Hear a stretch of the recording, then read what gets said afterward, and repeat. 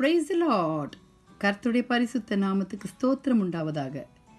இன்றைய தேவ வாக்கு யாத்ராகமம் 20ஆம் அதிகாரம் 6வது வசனம்.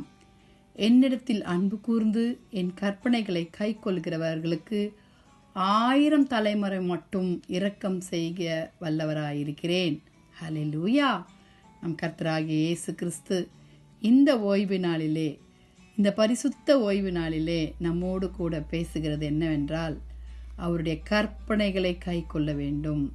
அப்படி செய்தோமானால் தேவ பிள்ளைகளே 1000 தலைமுறை மட்டும் இரக்கம் செய்ய வல்லவராயிருக்கிற தேவனாயிருக்கிறார் என்று சொல்லுகிறார். வாலிப பிள்ளைகளே, அவருடைய கற்பனைகள்லாம் என்னன்னு உங்களுக்கு தெரியும் இல்லையா? ஹல்லேலூயா. மோசேக்கு கொடுத்த 10 கற்பனைகள் உண்டு. நீங்கள் யாத்ராகமத்தில் வாசிச்சிங்கன்னா, அவர் சீயோன் மலையில் இருந்து அவர் ஆண்டவர் கையிலிருந்து கொண்டு வரப்பட்ட கற்பனை பலகைகள். ஆனால் இஸ்ரேல் ஜனங்கள் அதை வாங்க அவரை கோபப்படுத்தி உடைச்சி போட்டுட்டாங்க. ஆனாலும் கர்த்தர் விடலை, இரக்கங்களினால திருப்பியும் தந்தார். ஹல்லேலூயா. உன் சந்ததியர் தங்கள் பகைஞருடைய வாசல்களை சுதந்திரித்துக் கொள்வார்கள் என்று ஆதியாகமம் 24:60 படிக்கிறோம். வாலிப பிள்ளைகளே, நாம் சத்ருவை சுதந்திரித்துக் கொள்ள வேண்டும், சத்ருவை ஜெயிக்க வேண்டுமானால் கர்த்தருடைய கற்பனைகளை, அவருடைய கட்டளைகளை நாம் கை கொள்ள வேண்டும். வாலிப பிள்ளைகளே, ஒரு சந்ததி அவரை சேவிக்கும், தலைமுறை தலைமுறையாக அது ஆண்டவருடைய சந்ததி எனப்படும் என்று சங்கீதம் 22:30 நம்ம வாசிக்கிறோம். நம்ம ஆண்டவருடைய சந்ததி, நம்ம எசப்பாவுடைய சந்ததி.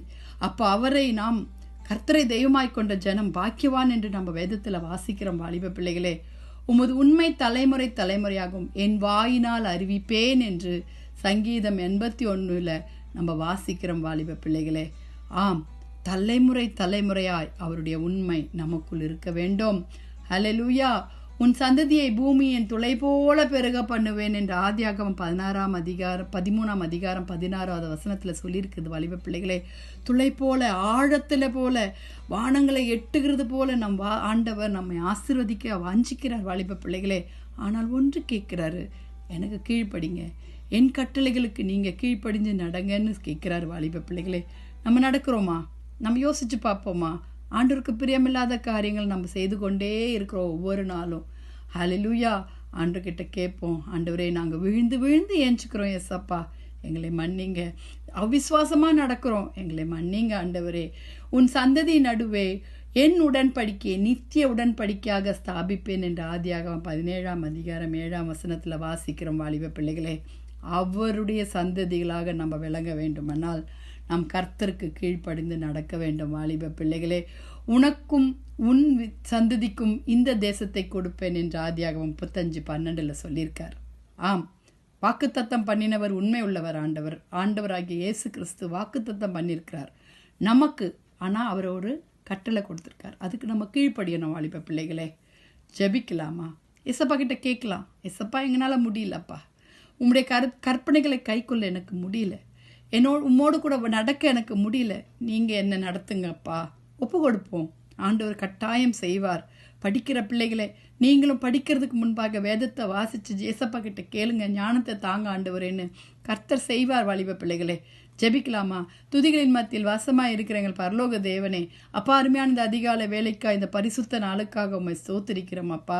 தலைமுறை தலைமுறையாய் நாங்கள் உம்முடைய ஜனங்களாக இருக்க விரும்புகிறோம் ஆண்டவரே. ஆனால் கர்த்தாவே, எங்களால் முடியலப்பா.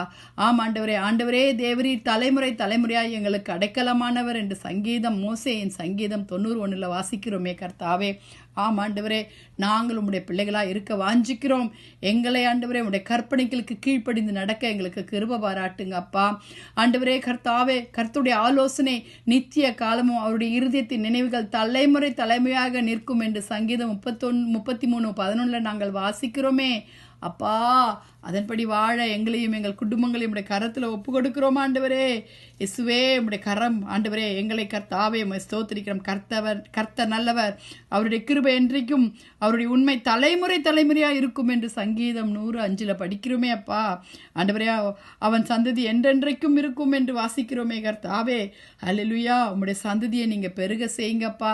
வாலிப பிள்ளைகளை ரட்சித்து கொள்ளுங்க. உமக்காக ஆண்ட சேனைகளாக எழும்ப உதவி செய்யுங்க கர்த்தாவே. குடும்பங்களில் சமாதானத்தை தாங்கப்பா. போக்கில் பாதுகாத்து கொள்ளுங்க. வியாதிஸ்தரை சுகப்படுத்துங்க. எக்ஸாம் எழுதுகிற பிள்ளைகளுக்கு ஞானத்தை தாங்க. ஆண்டவரே ஊழியக்காரர்கள் ஆண்டவரே கர்த்தாவே சுகத்தை விரும்புகிற தேவன் அல்லவா அப்பா, அவர்களை ஆசிரித்து வழிநடத்துங்க சுவாமி. தேசத்தை ரட்சித்துக் கொள்ளுங்க. அதிகாரிகளுக்காக ஜெபிக்கிறோம். பாதுகாப்பின் கரம் கூடவே இருந்து ஆசீர்வதிக்க வேண்டுமா ஜெபிக்கிறோம். துதி கன மகிமை உமக்கே செலுத்துகிறோம். மீட்பர் இயேசுவின் மூலம் ஜெபம் கேளும் பிதாவே.